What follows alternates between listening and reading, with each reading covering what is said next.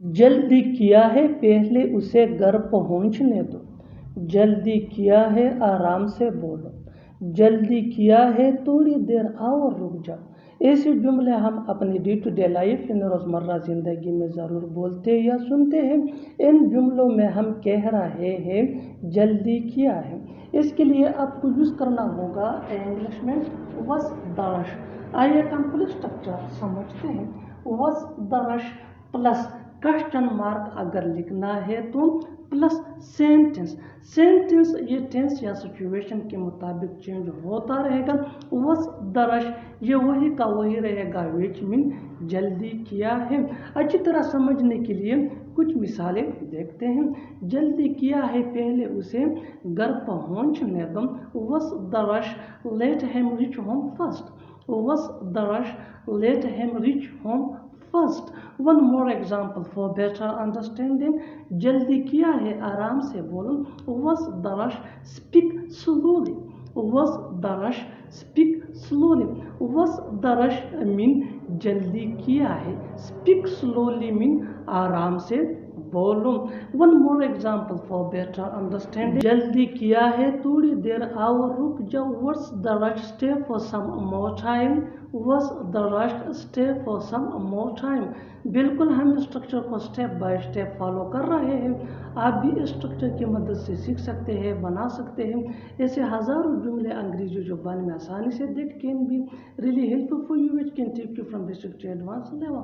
Keep this point in your mind that जितना ज़्यादा practice करोगे उतना ही जल्दी इंग्लिश सीख जाओगे। अच्छी तरह समझने के लिए एक और मिसाल देखते हैं। One more example for better understanding. जल्दी किया है, थोड़ा सब्र करो। जल्दी किया है, थोड़ा सब्र करो। What's the rush have some patience. What's the rush have some patience. और आखिर में ये सेंटेंस आपके लिए कमेंट सेक्शन में इसका जवाब ज़रूर देना। जल्दी किया है, मैं उसे कल करूँगा। जल्दी किया है, मैं उसे कल करूँगा। Subscribe to English PS for more advance English sentence structure. मिलने का सवाल ही पैदा नहीं होता, वहाँ जाने का सवाल ही पैदा नहीं होता, खेलने का सवाल ही पैदा नहीं होता। ऐसे जुमले हम अपनी डे टू डे लाइफ यानी रोज़मर्रा ज़िंदगी में ज़रूर बोलते या सुनते हैं। इन जुमलों में हम कह रहे हैं सवाल ही पैदा नहीं होता। इसके लिए आपको यूज़ करना होगा इंग्लिश में नो क्वेश्चन राइजेस। आइए कंप्लीट स्ट्रक्चर समझते हैं। No question arises plus to plus V1 यानी फर्स्ट फॉर्म ऑफ वर्ब, जिसको बेस फॉर्म ऑफ वर्ब भी कहा जाता है। V1 के बाद यूज़ करना होगा आपको अदर वर्ड्स अगर है तो। अच्छी तरह समझने के लिए कुछ मिसालें देखते हैं। उससे मिलने का सवाल ही पैदा नहीं होता। No question rises to meet him. No question rises to meet him.